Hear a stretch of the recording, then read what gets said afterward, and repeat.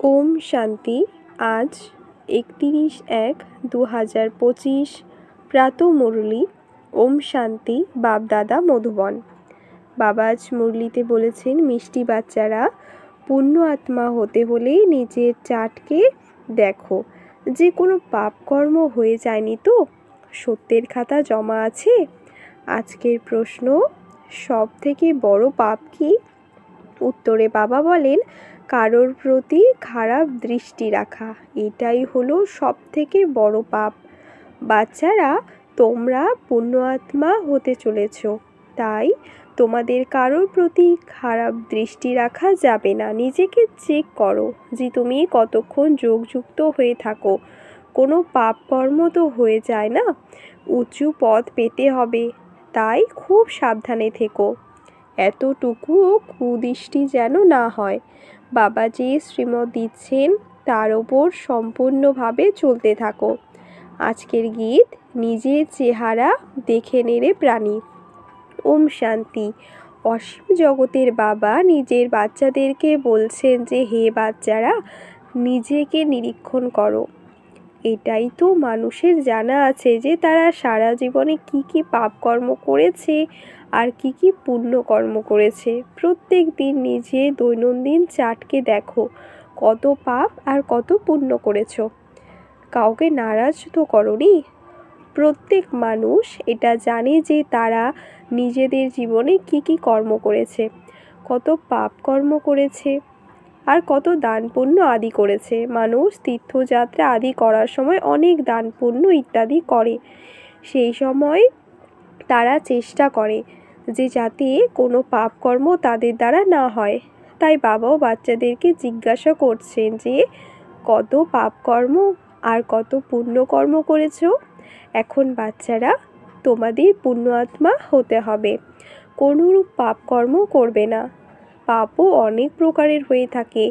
কারোর প্রতি খারাপ দৃষ্টি গেলে এটাও এক ধরনের পাপকর্ম হয়। খারাপ দৃষ্টি হয় বিকারের, সেটা হলো সব থেকে খারাপ।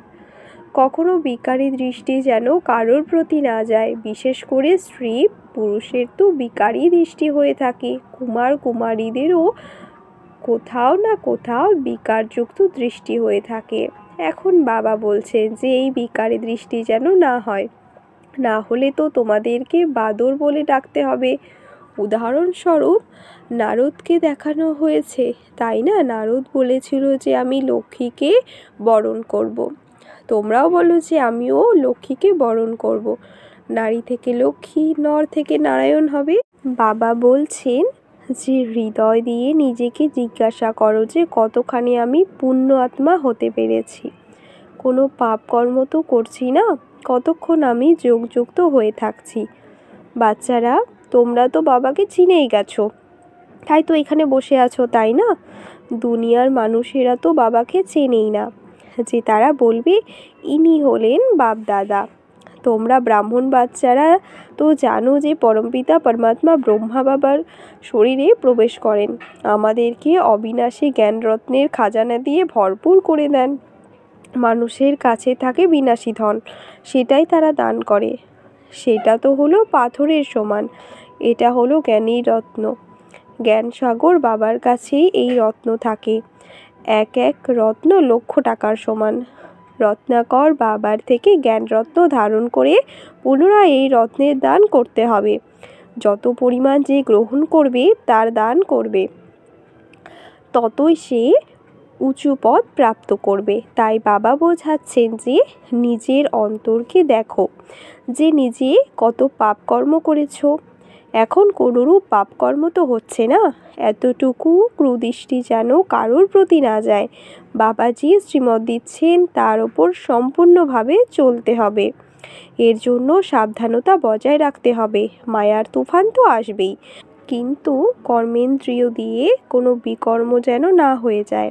কারোর প্রতি কুদৃষ্টি গেলে তার সামনে তো দাঁড়িয়ে থাকাই যাবে না, একদম দূরে সরে যেতে হবে। বোঝা যায় যে এর কুদৃষ্টি আছে। যদি উঁচু পদ প্রাপ্ত করতে হয় তাহলে খুব সাবধানে থাকতে হবে।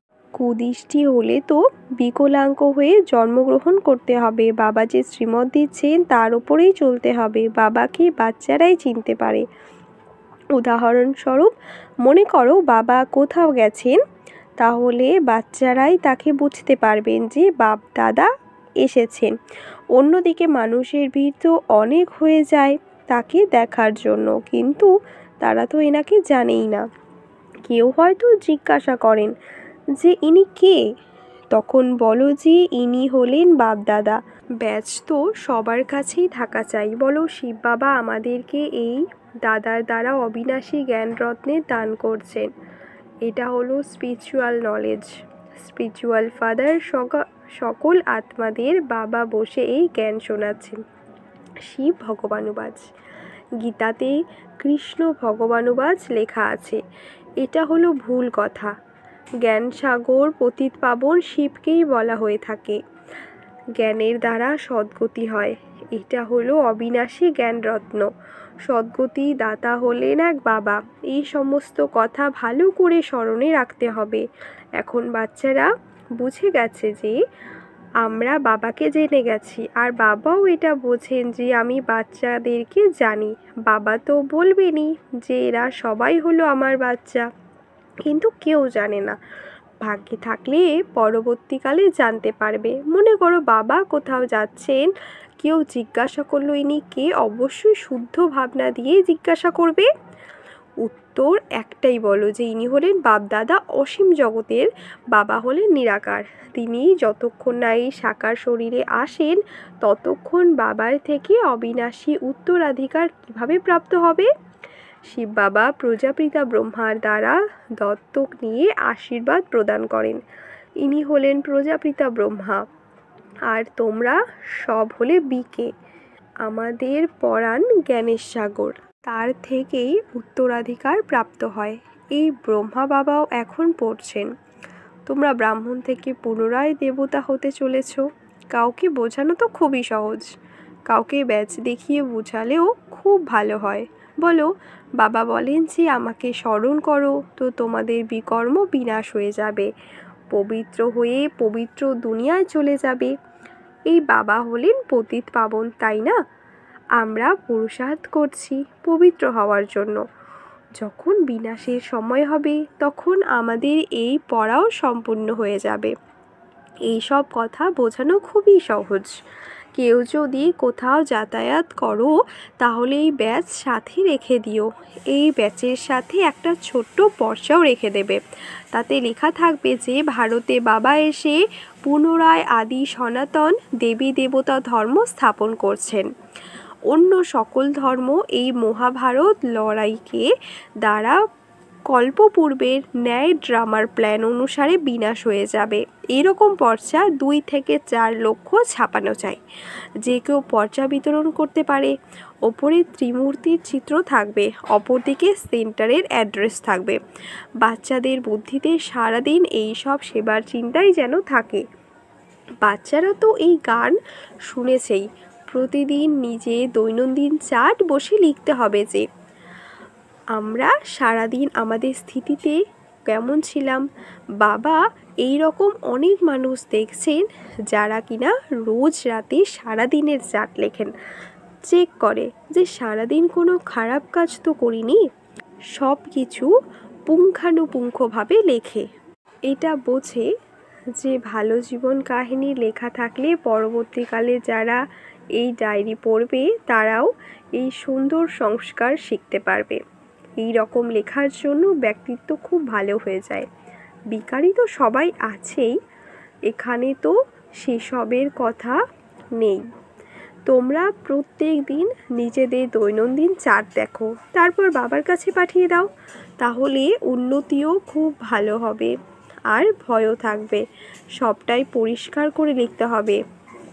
আজ আমার খারাপ দৃষ্টি গেছে, এটা হয়েছে।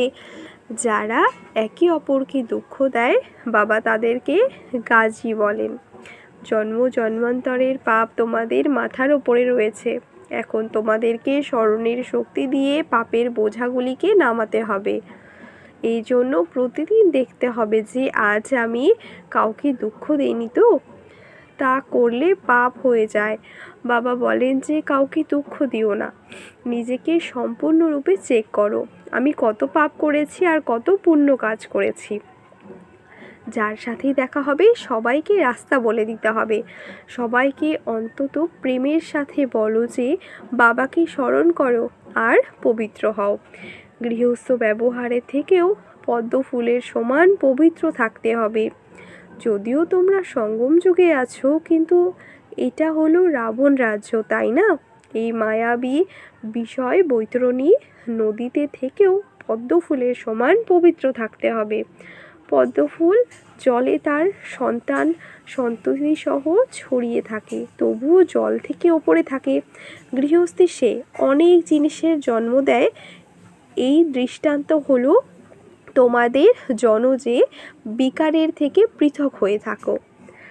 এই এক জন্ম পবিত্র থাকো, তো পুনরায় এটা অবিনাশী হয়ে যাবে। বাবা তোমাদেরকে অবিনাশী জ্ঞান রত্ন প্রদান করছেন। বাকি এই সব তো হলো পাথরের সমান। তারা তো ভক্তির কথাই শোনাতে থাকে। জ্ঞান সাগর পতিত পাবন তো একজনই আছেন। তো এই রকম বাবার সাথে বাচ্চাদের কতই না ভালোবাসা থাকা চাই। বাচ্চাদের সাথে বাচ্চাদের বাবার সাথে ভালোবাসা থাকে। বাকি অন্য কারোর সাথে মনের যোগসূত্র রেখো না। সৎপুত্র তো সে যে বাবার শ্রীমতে সম্পূর্ণরূপে চলে না, রাবণের মতো চলতে থাকে, তাই রামের শ্রীমত মনে থাকে না। অর্ধকল্প হলো রাবণ সম্প্রদায়, এই জন্য এটাকে ভ্রষ্টাচারী দুনিয়া বলা হয়। এখন তোমাদেরকে অন্য সব কিছুকে ছেড়ে এক বাবা শ্রীমতে চলতে হবে। বিকেদের মত পাওয়া যায়, সেই মতেও চেক করতে হবে যে এই মতটি সঠিক না ভুল। বাচ্চারা, তোমাদেরকে সঠিক আর ভুল বোঝার সময়ও এখন এসেছে। যখন পরীক্ষক আসবেন তখন কোনটা সঠিক আর কোনটা ভুল বলে দেবেন। বাবা বলেন যে তোমরা অর্ধেক কল্পই ভক্তিমার্গের শাস্ত্র শুনেছ। এখন আমি তোমাদেরকে যা কিছু শোনাচ্ছি এটাই হলো সত্য, নাকি ওই সব হলো সত্য? তারা বলে যে ঈশ্বর হলো সর্বব্যাপী। আমি বলি যে আমি হলাম তোমাদের বাবা। এখন তোমরাই বিচার করো যে কোনটা ঠিক। এটাও বাচ্চাদেরই বোঝানো হয়, তাই না? যখন ব্রাহ্মণ হয়েছ ঠিকই বুঝবে। রাবণ সম্প্রদায় তো অনেক আছে, তোমরা তো হলে সংখ্যায় খুব কম। তার মধ্যেও আবার নম্বরের ক্রম আছে। যদি কারোর কুদৃষ্টি থাকে তাহলে তাকে রাবণ সম্প্রদায়ের বলা হবে। রাম সম্প্রদায়ের তখন বোঝা যাবে যখন সমস্ত দৃষ্টি পরিবর্তিত হয়ে দৈবী হয়ে যাবে। নিজের স্বস্থিতি থাকে সবাই তো বুঝতে পারো, তাই না? প্রথমে তো জ্ঞান ছিলই না, এখন বাবা এসে রাস্তা বলে দিয়েছেন। তাই দেখতে হবে যে অবিনাশী জ্ঞানরত্নের দান আমি করছি। ভক্তরা বিনাশী ধনের দান করে। এখন তোমাদেরকে অবিনাশী ধনের দান করতে হবে নাকি বিনাশী ধনের? যদি বিনাশী ধন থেকেও থাকে তো তাকে অলৌকিক সেবাতে লাগিয়ে দাও। পতিতদেরকে দান করলে তো পতিতই হয়ে যাবে। এখন তুমি নিজেদের ধন দান করছো, তো এর পরিবর্তে তোমরা 21 জন্মের জন্য নতুন দুনিয়ার সুখ প্রাপ্ত করবে। এই সমস্ত কথা হলো বোঝার বিষয়। বাবার সেবার যুক্তিগুলিও বলে দেন। সবার ওপর দয়া করো। বলা হয়ে থাকে যে পরমপিতা পরমাত্মা ব্রহ্মার দ্বারা স্থাপনা করেন, কিন্তু অর্থ কেউ বোঝে না, পরমাত্মাকেই সর্বব্যাপী বলে দেয়। তাই বাচ্চাদেরকে খুব ভালো করে সেবার করার শখ রাখতে হবে। অন্যদেরকে কল্যাণ করলে তো নিজেরই কল্যাণ হবে। দিন দিন বাবা খুব সহজ করে দেন।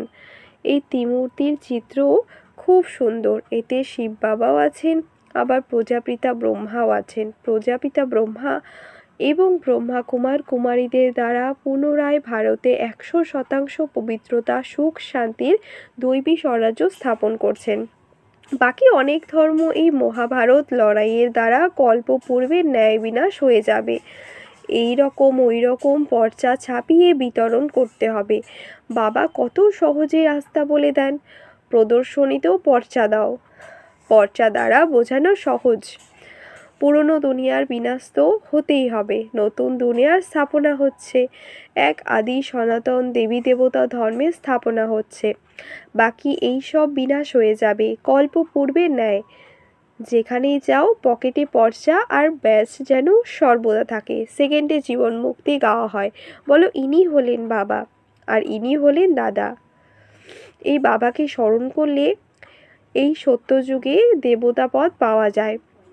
পুরনো দুনিয়ার বিনাশ, নতুন দুনিয়ার স্থাপনা, বিষ্ণুপুরী নতুন দুনিয়াতে পুনরায় এনার রাজ্য হবে।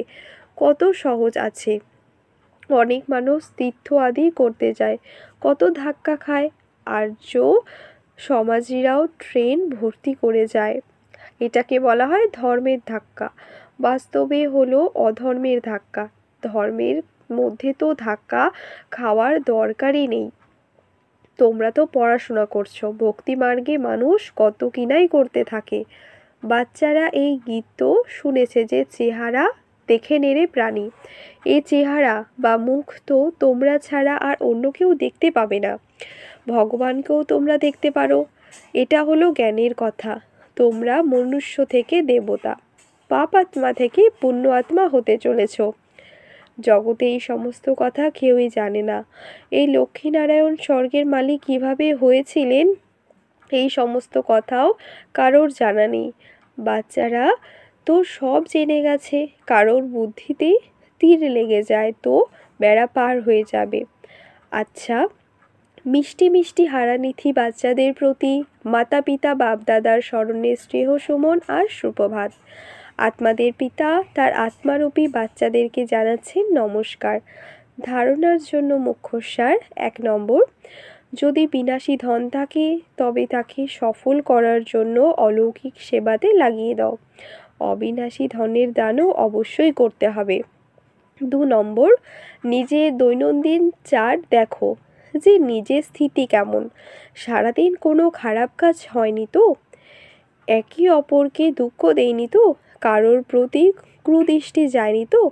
আজকের বরদান, ডবল লাইট হয়ে সকল সমস্যাগুলিকে হাই জাম্প দিয়ে অতিক্রম করে তীব্র পুরুষার্থী ভব। সদা নিজেকে অমূল্য রত্ন মনে করে বাপদাদার হৃদয়ের মধ্যে থাকো, অর্থাৎ সদা বাবার স্মরণে সমাহিত হয়ে থাকো। তাহলে কোনো বিষয়কে মুশকিল অনুভব করবে না। সব বোঝা সমাপ্ত হয়ে যাবে। এই সহজ যোগের দ্বারা ডবল লাইট হয়ে পুরুষার্থে হাই জাম্প দিয়ে তীব্র পুরুষার্থী হয়ে যাবে। যখনই কোনো মুশকিলের অনুভব হবে তখন বাবার সামনে বসে যাও আর বাপদাদার বরদানি হাত নিজের মাথার ওপরে অনুভব করো। এর দ্বারা সেকেন্ডে সব সমস্যাগুলি সমাধান হয়ে যাবে। আজকের স্লোগান, সহযোগীর শক্তি অসম্ভবকেও সম্ভব বানিয়ে দেয়। এটাই হলো সেফটির কেল্লা। নিজের শক্তিশালী মনসার দ্বারা সকাশ দেওয়ার সেবা করো। সময় অনুসারে চারিদিকে সকাশ দেওয়ার, ভাইব্রেশন দেওয়ার, মনসা দ্বারা বায়ুমণ্ডল বানানোর কাজ করতে হবে। এখন এই সেবারই প্রয়োজন আছে। যেরকম সাকার রূপে দেখছো, যখন কোনো বিপর্যয় এসেছিল তখন দিনরাত সকাশ দেওয়ার, নির্বলদের মধ্যে বল অর্থাৎ শক্তি ভরে দেওয়ার অ্যাটেনশন ছিল। সময় বের করে আত্মাদেরকে সকাশ দেওয়ার সেবা চলতো। এই রকমই ফলো ফাদার করো। আচ্ছা, ওম শান্তি।